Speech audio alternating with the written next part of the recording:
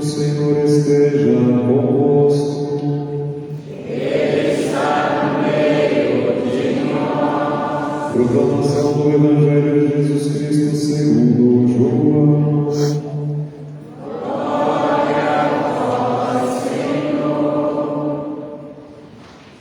Naquele tempo, Jesus foi para o outro lado do mar da Galileia, chamado também Tiberíades.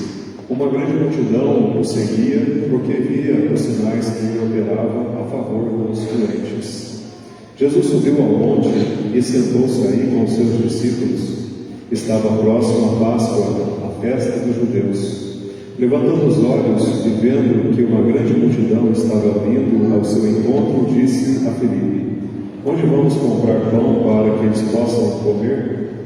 Disse isso para pô-lo à prova, pois ele mesmo sabia muito bem o que ia fazer. Filipe respondeu: Nem 200 moedas de prata bastariam para dar um pedaço de pão a cada um. Um dos discípulos, André, o irmão de Simão Pedro, disse: Está aqui um menino com 5 pães de cevada e 2 peixes. Mas o que é isso para tanta gente? Jesus disse: Fazei sentar as pessoas. Havia muita relva naquele lugar, e lá se sentaram aproximadamente 5.000 homens. Jesus tomou os pães, deu graças e distribuiu-os aos que estavam sentados, tanto quanto queriam, e fez o mesmo com os peixes. Quando todos ficaram satisfeitos, Jesus disse aos discípulos: Recolhei os pedaços que sobraram para que nada se perca. Recolheram os pedaços e encheram 12 cestos, com a sobra dos 5 pães deixadas pelos que haviam comido. Vendo o sinal que Jesus tinha realizado, aqueles homens exclamavam: Este é verdadeiramente o profeta, aquele que deve vir ao mundo. Mas quando notou que estavam querendo levá-lo para proclamá-lo rei, Jesus retirou-se de novo sozinho para o monte. Palavra da salvação. Glória a vós, Senhor. Podemos nos assentar. Todos nós queremos, em alguma medida, em nossa vida, receber as bênçãos de Deus. Todos nós precisamos, na verdade, receber de Deus as suas bênçãos. Todos nós, em algum momento, com mais intensidade ou menos, nos sentimos necessitados de graças de Deus. Especialmente em momentos particulares mais difíceis, nós sentimos que precisamos mais da graça de Deus. E quem sabe até de verdadeiros milagres na nossa vida.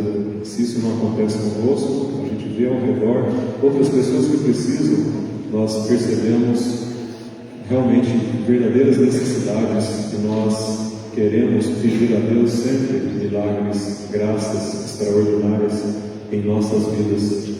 O Evangelho de hoje mostra que João não chama de milagre, mas ele diz sinais. Hoje é o 4º sinal de Jesus, em que João, no Evangelho de João, é a multiplicação dos pães. No fim desse capítulo, capítulo 6 de João, Jesus se auto-revela como o pão da vida. Ele diz: Eu sou o pão da vida. E ali há uma grande briga com os judeus, porque eles compreendem isso diferente. Mas, para o judeu, o pão era um alimento essencial. Eram os pobres, muitas vezes, que só tinham o pão para comer, como único alimento, como única fonte de nutrição para a sua vida. Portanto, o pão é igual na Bíblia, especialmente no contexto aqui do Novo Testamento. O pão é igual à vida. Ter pão é igual a viver. Jesus, ele é o pão que nutre e alimenta a todos nós que temos fome. É o pão de vida e salvação. Você tem fome de salvação? Você tem fome de vida? Jesus é aquele e o único que pode matar essa fome, que pode também matar a sua sede de vida e de graça. Sede de fome que todos nós temos, sede de fome que todos nós temos, de graça, de vida, de bênção. Ele é o único, não há outro nome no qual nós podemos ter tantas graças em abundância quanto o nome de Jesus. Por isso, Jesus é realmente o pão da vida, é o pão vivo que desceu do céu. E Ele pode saciar a nossa fome, desde a fome do corpo, como mostra o Evangelho de hoje, mas também sacia a nossa fome de vida, nossa fome de sentido de vida, a nossa fome de justiça, a nossa fome espiritual, a fome do nosso coração.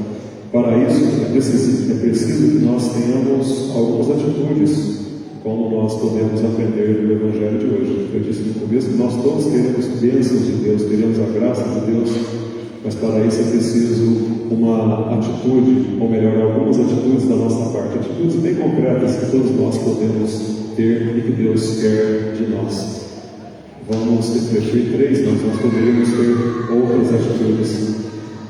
Três atitudes, então, do Evangelho de hoje, para você que gosta de ouvir a palavra de Deus, que gostaria de receber verdadeiras curas, bênçãos, milagres em sua vida. Jesus, ele primeira atitude é a compaixão. Jesus, ele percebe a necessidade da multidão. Ninguém disse a ele: Jesus, essa multidão está com fome. Ou então alguém disse: nossa, eu estou com fome. Não. Jesus percebe a necessidade daquela multidão. Nós precisamos perceber a necessidade de quem está do nosso lado, as pessoas que aparecem ao nosso lado. Muitas vezes essa necessidade não vai ser dita, a necessidade de um filho, de uma filha, de um pai, de uma mãe, de um irmão, a necessidade de quem trabalha conosco. Não precisamos. A mãe, por exemplo, que está com a criança no colo, ela não vai esperar o neném dizer para ela o que ela precisa, mas às vezes o choro, o incômodo já vai naturalmente no instinto materno, no amor de mãe. A mãe já vai se voltar para a criança e vai tentar resolver aquela necessidade. As mães mais novas têm até alguma dificuldade em discernir que tipo de choro a criança, não sabe se é dor de barriga, não sabe se é fome, mas depois as mães vão ficando mais experientes e conseguem aí resolver aquela necessidade. Mas depois essa criança cresce, todos nós crescemos e as necessidades são diferentes. Qual é a necessidade da pessoa que está próxima de você? Jesus percebe, não espera nem a pessoa dizer, mas percebe.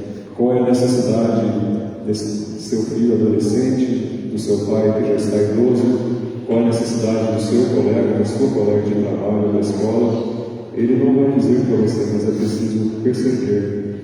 Talvez nas entrelinhas, nos diálogos, nas entrelinhas da vida, a gente vai perceber que esse colega, essa pessoa precisa de uma ajuda, precisa de algo, de uma presença, de um sorriso, de um abraço, de uma atenção especial. Muitas vezes, como disse, não será dito, mas precisa ser percebido. Jesus percebe, ele é compassivo, ele se volta para a pessoa. Qual a diferença entre a dó e a compaixão? A dó é coitadinho, a compaixão é, nossa, está precisando, eu vou ajudar. Jesus é compassivo. A segunda atitude que nós podemos cultivar a partir do Evangelho de hoje é preciso apresentar a Deus as possibilidades, mesmo que pareçam pequenas demais. Deus trabalha com o nosso corpo, com nossos 5 pães e 2 peixes, como trabalhou com os 5 pães e 2 peixes daquela criança, com as nossas habilidades e potências, por menores que sejam as nossas potencialidades. No pouco e no pequeno pode estar o começo de uma grande graça. Muitas vezes a gente olha para a gente mesmo e a gente diz: nossa, mas eu não sou capaz de fazer esse bem para a minha família, eu não sou capaz de servir na igreja. A gente olha muitas vezes para o que não somos capazes, mas não apresentamos a Deus aquilo de bom que temos, não apresentamos a Deus o pequeno, aquelas coisinhas pequenas que somos capazes de dar a Deus. Quem sabe um sorriso, uma acolhida ao irmão, quem sabe é um dom que você tem, que você pode oferecer para a família, para a igreja, mas a gente não oferece, por isso o milagre ou a graça não acontece. É preciso saber oferecer a Deus as pequenas coisas que você tem, os dons que você tem. Quais são os dons que você tem, que você pode oferecer à comunidade? O que você tem de bom, às vezes você nem julga ser tão bom assim, mas poderia ser oferecido à comunidade. Ninguém tem tudo, mas também você tem sempre, mesmo que sejam pequenas coisas, que você pode oferecer. E o milagre, ele acontece exatamente aí, quando oferecemos as pequenas coisas. Muitas vezes na comunidade cristã nós somos como Filipe. Filipe, ele já fecha a possibilidade. Bom, nem 200 denários, nem 200 moedas de prata seriam necessárias para sustentar essa multidão, porque eram 5.000 homens, mas pensando que tinham as mulheres e as crianças, era uma grande multidão, muito maior do que nós imaginamos. Eram necessários 200 dias de serviço de um homem livre, que recebia uma moeda de prata, um denário por dia de trabalho. Era necessário 200 dias de trabalho para sustentar, só naquele momento, aquela multidão. Ninguém tinha aquilo naquele momento. Ninguém poderia comprar aquilo tudo naquele momento. Mas Filipe, então, ele não sabe. Bom, acho que não tem jeito, a coisa está difícil. Mas André, ele, na simplicidade, talvez até na ingenuidade, ele abre acesso à graça de Deus.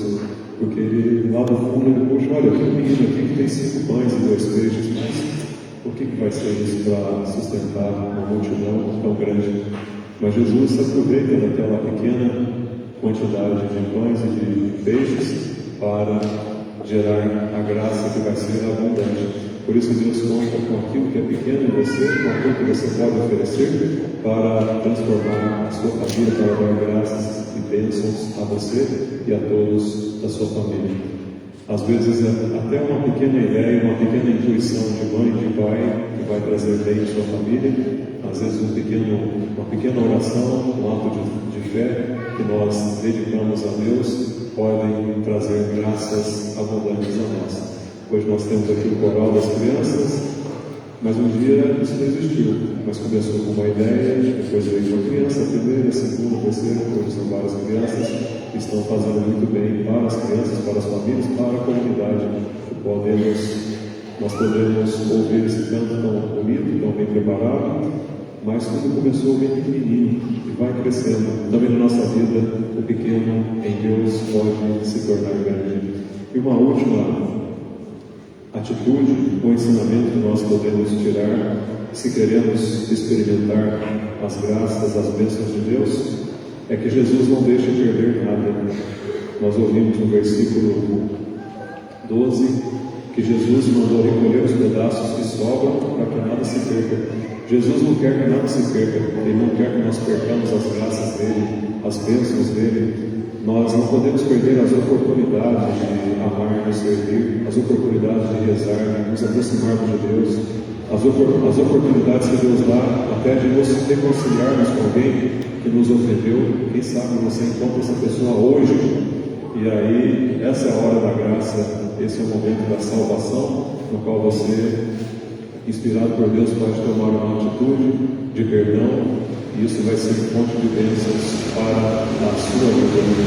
Não podemos desperdiçar as graças, não podemos desperdiçar as oportunidades de amar e servir, não podemos desperdiçar o nosso tempo, que é um recurso precioso, e hoje, especialmente você que é jovem, não pode perder tempo, porque tem muitas situações que roubam o seu tempo, quem sabe o celular, e tantas coisas, tantos entretenimentos, mas isso não vai construir você quem você deve ser, não vai construir a vida que você gostaria de ter, e essa perda de tempo também é desperdiçar esse dom que Deus nos dá.